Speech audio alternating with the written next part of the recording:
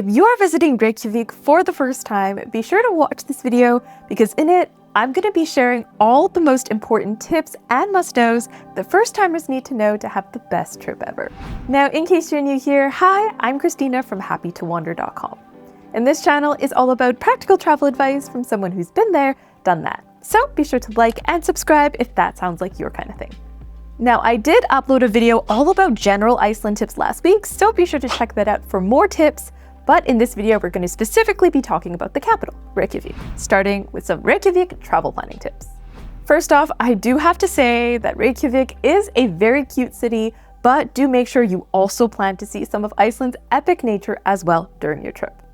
I know a lot of first-timers do end up in Reykjavik just because they take advantage of the free stopover programs from Iceland Air, so they think they'll just spend a few days in this city and then that'll be their big Iceland trip.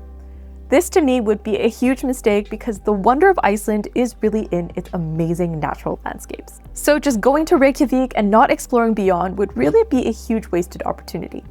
So if you can, even for a day, rent a car or book a tour that takes you out to see some waterfalls and also some geothermal wonders. That's really going to enhance your experience so much, especially because Reykjavik is a very small city and you will be able to cover all the main sites in 1 or 2 days. Of course, if you want to see every single museum or attraction, you are probably going to need longer, but honestly, the city is so small that you can easily cover the top must-sees in a day or two. Any longer than that, and I really recommend getting out of the city to experience some gorgeous Icelandic nature. Now, in terms of where to stay, staying in downtown Reykjavik is going to be the most convenient if you don't have a rental car. Now, just a fair warning, when you start to look up accommodation, something you'll really notice right away is that options tend to be quite pricey, and as soon as there's one that seems affordable, it's probably because it's located outside of downtown. And while there are buses that can get you out into the suburbs pretty easily, I do think that staying downtown is very much worth it if you don't have a rental car, just because the city itself is so walkable and it's really nice to be able to take advantage of that. Now, if you do have a rental car though, do factor in parking, which can of course add extra to your cost, which is already going to be quite high. You might honestly be better off staying outside of the city and then finding somewhere that offers free parking. All in all though, downtown is where I would recommend staying. Just about anywhere in the downtown core that fits your budget and needs will be fine, just because the city center is so small that you're really able to walk anywhere so long as you're there. Personally, what I do is I just go on booking.com, filter by accommodation with an 8+ rating, and then also sort by lowest price to evaluate all my options. Do note though that affordable options in Reykjavik are often more affordable for a reason. For instance, there might be a shared bathroom or something like that. So definitely be sure to read the fine print and actually confirm all the specific details of your room, because shared bathrooms are not uncommon in some of the more budget-friendly stays. Now next, do know that staying a little outside of Reykjavik can save you some money, but it comes with some cons as well. One popular spot to stay is actually in Hafnarfjörður, thanks largely to the famous Viking-themed Hotel Viking that is there. This area is easily connected to Reykjavik city center by bus number 1 and takes about 30 minutes to get into the city.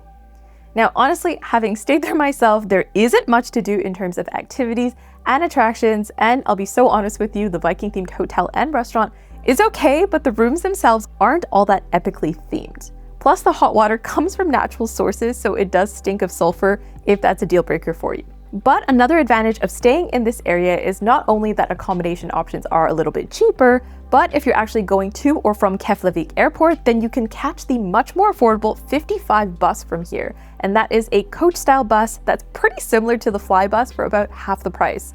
So if you're looking for an affordable crash pad the night before your flight or maybe on the first day after landing, this could be a good option. Now let's move on to some Reykjavik tips for transport and getting around. Now the simplest option for getting to downtown Reykjavik from the airport is by far something called the flybus. You can get tickets either online or through the ticket kiosks at arrivals. I do think you get a small discount when you book the round trip online, and this wasn't an option that I saw at the kiosks, so just FYI. Now, there is no set schedule for these buses from the airport to Reykjavik, because usually what they'll do is they'll time the buses to align with the arrivals of flights. But there is a little screen at the front that tells you the next departures, so keep an eye on that. That said, don't just wait until the departure time. There will pretty much always be buses waiting outside well before the actual departure time, so I would recommend just heading out there as soon as you arrive so that you can grab a seat and so you're not stressed out. Now, tickets typically start at 3,999 krona one way, so they're not cheap, but they are usually cheaper than the alternatives like a taxi, unless you are splitting the cost between many people. Just FYI, everything in Iceland is going to be quite expensive, but I will say the service on Flybus is very seamless and comfortable, and the views along the way are actually pretty cool. You do feel like you're already on a whole other planet, so it is worth every penny. That said, as I mentioned before, you can take local buses like the 55 into the city for cheaper, but this is going to take longer. Now, next thing is you should definitely be aware that the BSI bus terminal is actually a 15 to 20 minute walk into the city center. And I'm just warning you because I think a lot of people, when they hear the word bus station, they assume it's going to be right in the middle of the action, when in reality it's kind of on the outskirts of what we consider downtown Reykjavik. So definitely be ready to do a bit of walking before you actually get to any main points of interest. Now, on that note, I do think that exploring on foot is probably the best way to appreciate the best that Reykjavik has to offer. You will see this when you get there, but the city of Reykjavik itself is super small, so you can easily walk around, and that to me is the best way to get around, because then you can actually appreciate the cute little streets and duck into all the little shops and pet all the local cats and do that at your own leisure. So from the Hallgrímskirkja church, for instance, to the Harpa, it's about a 20-minute walk. So all very, very doable. That said, there is a very solid public bus system to get between longer distances in the city. If you plan to take the bus, straeto.is is your best friend. That is the official website of the company that runs the 27 routes in and around Reykjavik, as well as 18 routes outside of the capital region. They also have an app that you can use to check timetables and buy tickets, but to be very honest with you, the recent reviews of this app are absolutely atrocious. So if you want to make your life easy, Google Maps is actually pretty good, even with real-time location available now. And you can actually just pay for tickets just by tapping a contactless card when you board, so you don't really need to worry about buying them in advance. Again though, the city is quite small, so I don't really foresee you needing to use the bus too much unless you're staying outside of the city center.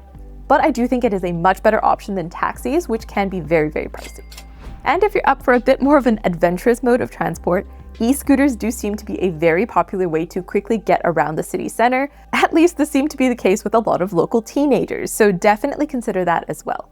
The main app for these is known as Hop. Now next up, let's move on to some Reykjavik food and drink tips. First off, if budget is a concern, what I would say is you should really prioritize smaller snacks and street food stalls for budget-friendly bites. Now, Reykjavik is a pricey city. I've said that a million times. You already know that. And the food scene is, of course, no exception.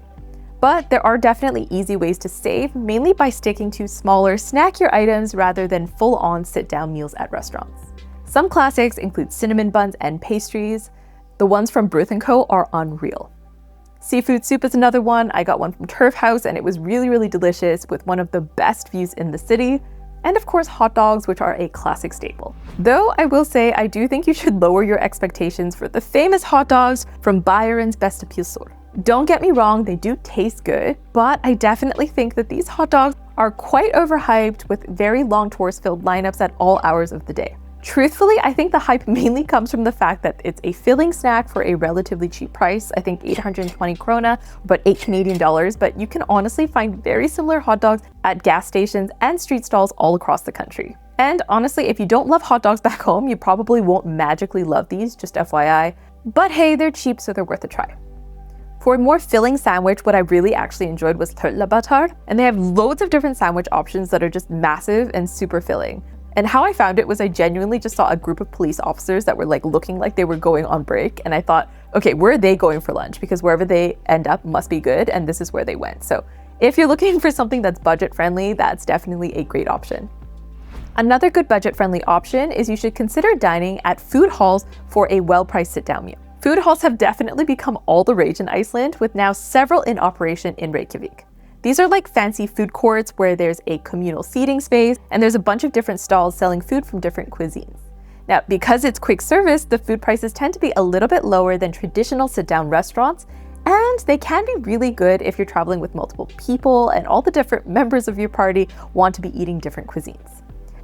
So those are definitely a fun dining experience worth considering. Now, another tip if you do plan on enjoying some drinks is definitely keep an eye out for good happy hour specials. And this is going to help you drink way more affordably. Unsurprisingly, buying alcohol in Iceland is not cheap, with the usual cost of a beer being minimum 1,200 krona and cocktails starting at 2,500 krona. Now, there's a reason that most people stock up on alcohol at duty-free, so definitely keep that in mind.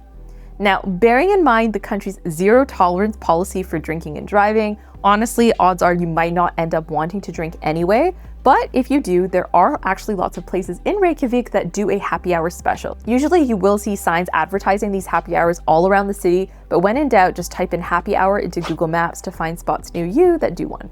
Now, of course, these were all tips about how to save money dining out in Reykjavik, because if you're watching this, maybe you're a cheapskate like me, but if budget is of no concern, you actually do have tons of options. The only thing I'll say is make sure you read reviews before you sit down anywhere, and also be sure to book a table ahead of time for any popular restaurants. Because I do hate to break it to you, but the truth is there are many restaurants in Reykjavik with a great reputation, but odds are if you know about it, other tourists know about it too. So many of them do actually book out weeks in advance during peak periods. So to avoid disappointment, do book a table for any must-go places that you have on your list. We didn't spend much time in Reykjavik on our recent trip, and on my previous trip, I was still a broke student, so unfortunately I don't have any fancy recommendations for you, but I will leave a link in the description to some great suggestions by others on Reddit. Now let's move on to some Reykjavik attraction tips. First off, I do think you should look into the Reykjavik City Card if you plan to do any of the main museums. This is a sightseeing pass that you can buy for 24, 48, or 72 hours, and it allows you to see all the attractions that are included in that pass for that time period. Now, oftentimes this actually does work out to be cheaper than just buying tickets for each place that you go to, especially if you plan to visit a lot of them. And because it includes bus travel as well, it actually can be really excellent value, and it's easy to make up the cost of the pass if you just do a few of the pricier museums. That said, I do really recommend you read reviews carefully before paying for attractions, especially ones that simulate nature. You're gonna see, but there's lots of attractions in Reykjavik where the main purpose is really to give you a taste of Iceland's nature in an accessible way in the middle of the city. Some examples of this include Saga VR, Flyover Iceland, and the most famous museum complex in the city, Perlan. In my opinion, Iceland's nature is something that is best experienced in real life rather than through some kind of simulated experience, so I personally would only prioritize these attractions if you don't actually have time yourself to book a day trip or to travel onwards to see this nature in person. Honestly, nothing compares. Plus, these attractions, like anything else in Iceland, tend to be quite expensive, and based on reviews, they can often be quite disappointing as well, so definitely make sure you do your research before you just blindly buy a ticket. I will also say though that you should definitely not miss some of the quirky little museums like the Penis Museum in Reykjavik.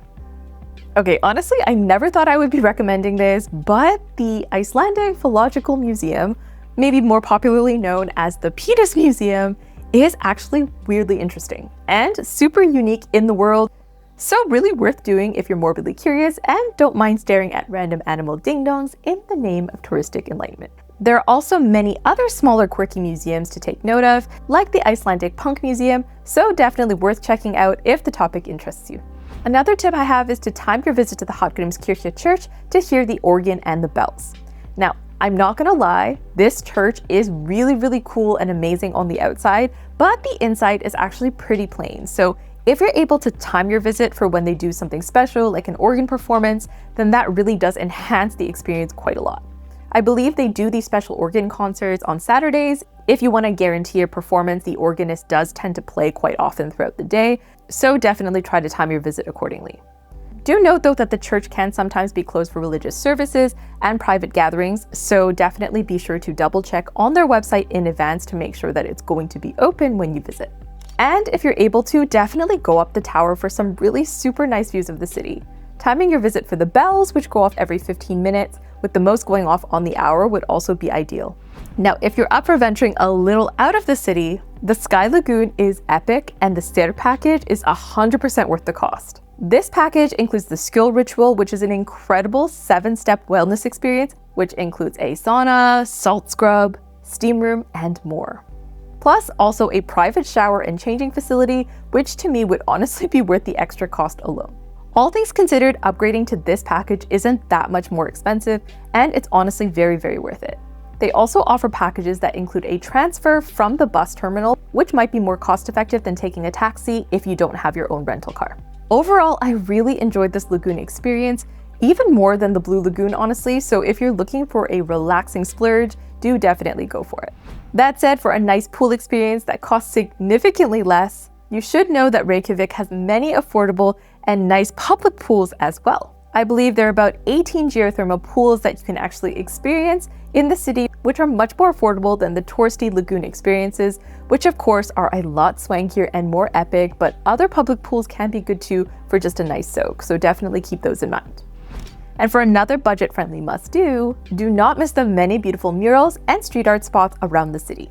There are honestly so many fun ones to spot, and of course they do change with time, but on my most recent trip I saw one of a giant puffin fighting a giant polar bear, which was pretty great. There is also a free app called the Reykjavik Art Walk that you can download that will show you the locations of different murals and also explain a lot of the public art pieces that are around the city, so be sure to check that out.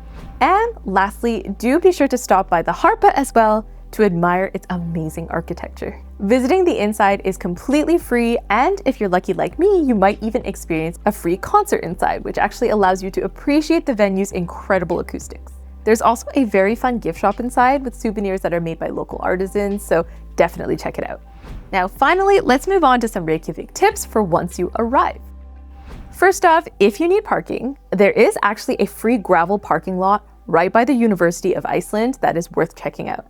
I will leave a link to the location pin in the description, but yes, if you're looking for free parking that's about a 15-minute walk through a very nice park, definitely go for it. Next up, there is absolutely no need for cash in Reykjavik, but make sure you have a travel-friendly card on you because you're going to be paying with it a lot. I actually didn't take out any cash on my recent trip. Everyone accepted cards, so definitely make sure you have a travel-friendly one that isn't going to charge you a bunch of fees for using it abroad. I personally have been using Wise for many years and I love them. You can check out the description for my referral link, which gets you your first transfer for free.